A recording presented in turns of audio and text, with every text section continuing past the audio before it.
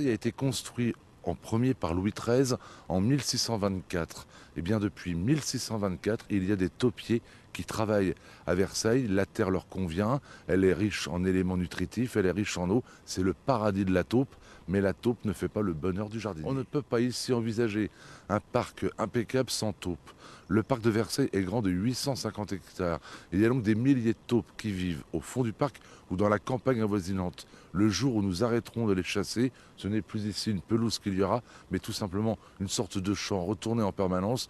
Et je pense que le parc vaut mieux qu'une terre retournée. Le parc mérite quand même quelques décorations esthétiques.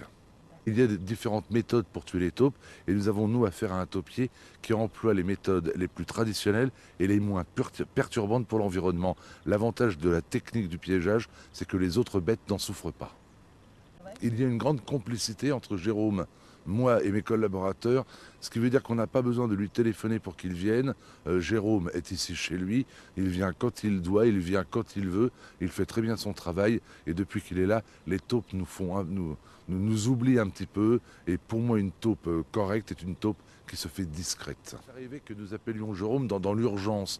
Je me rappelle il y a 2 ans, une visite officielle au Grand Trianon, nous attendons de très grandes personnalités et beaucoup de journalistes.